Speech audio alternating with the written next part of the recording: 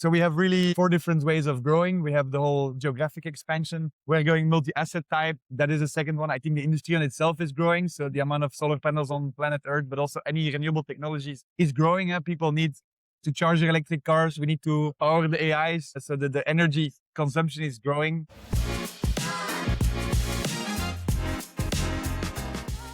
We are here at Intersolar. It's day 3, Thursday. I guess we are both tired. Yes, indeed. I had 2 double espressos in the morning, but we are still standing. So that's Awesome. already an achievement. So you walked around a lot.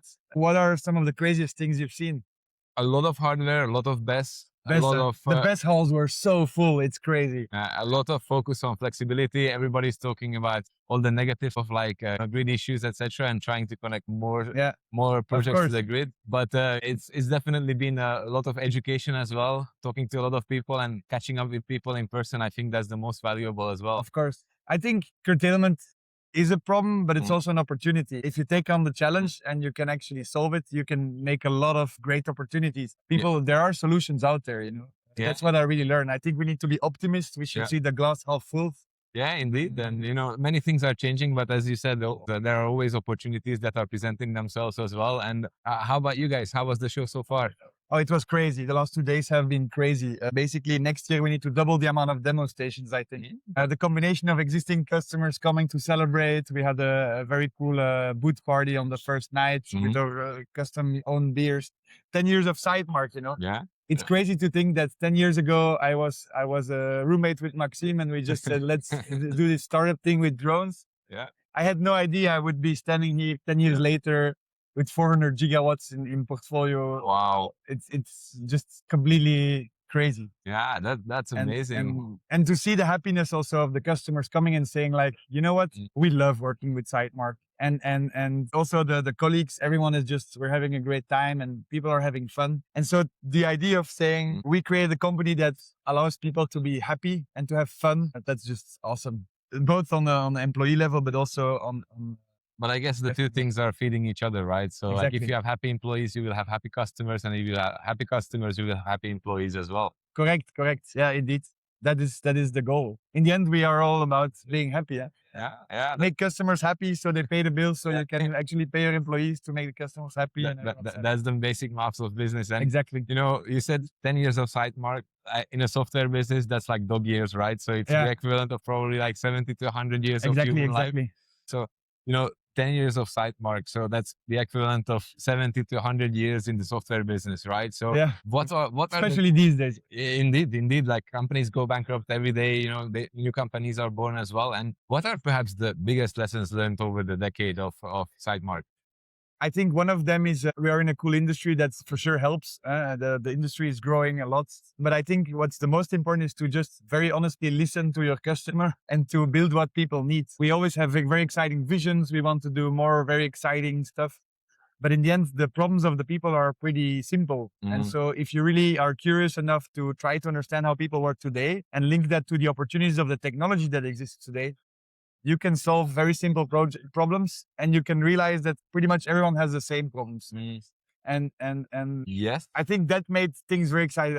Deep down, I'm a product guy, so I love to build the product. But what I really crave for is the smile in the customer when at the end you solve his problem and he's like. So that's one of the key learnings, I think, for me.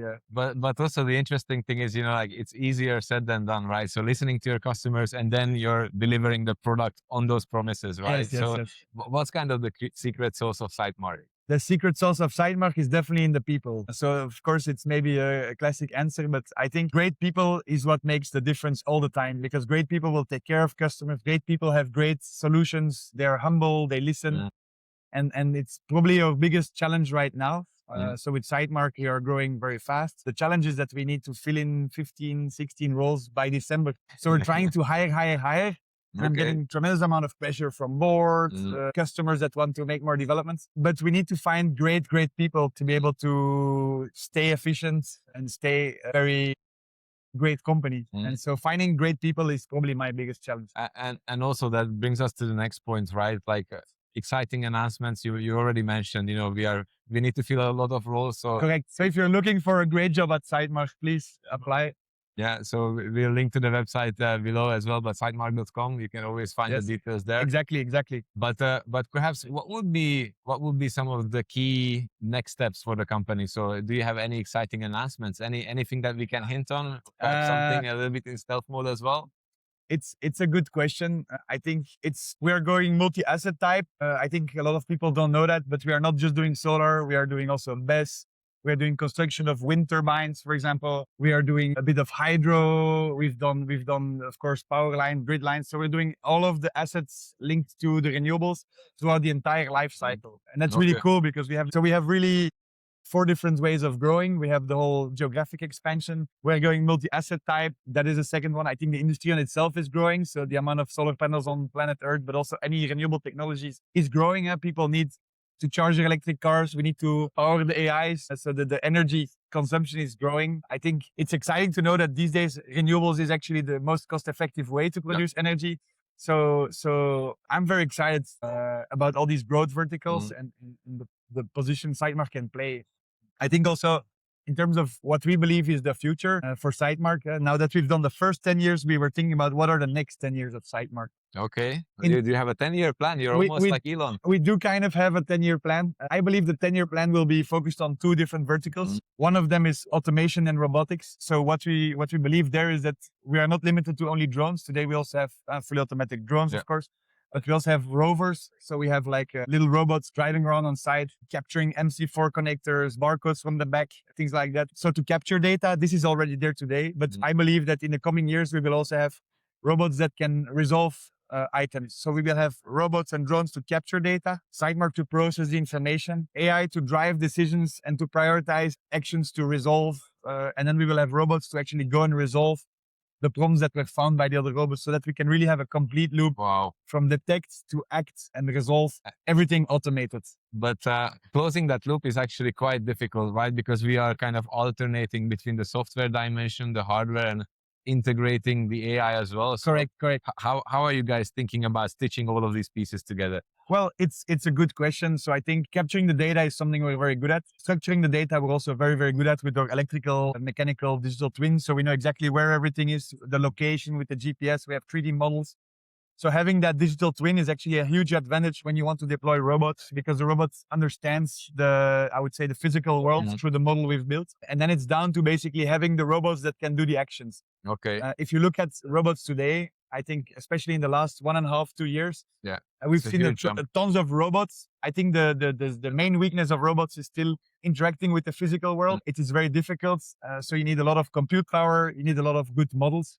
And also connectivity, right? Like on remote areas as well. But Correct. I think with Starlink, we have a lot of plans using Starlink, especially with the docking stations. So we're flying drones automatically with Starlink. I think the biggest challenge is going to provide the intelligence to the robots to actually interact with the physical world. We have a very good documentation of the physical world. And I believe people are working on this problem for other applications in completely different industries. And that solution will come. Robots will be able to interact and resolve and do physical work just like in factories, but then on your solar plant.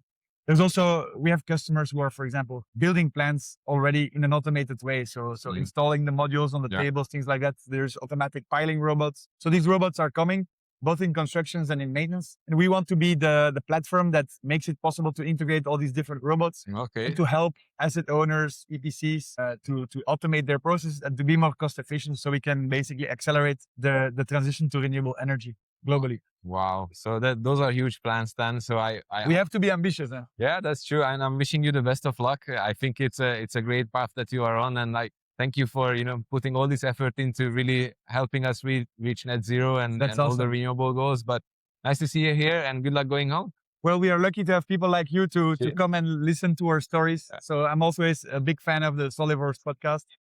And now you're available on what? All platforms. So all platforms. YouTube, Spotify, Apple. So basically all the platforms. Okay. So feel free to shoot us any message at peter@soliverse.energy. And Stan, nice to see you. That's awesome. Next time I'm in my car, I will listen to your podcast. Thank you. Have a nice one. Okay, good. Cut.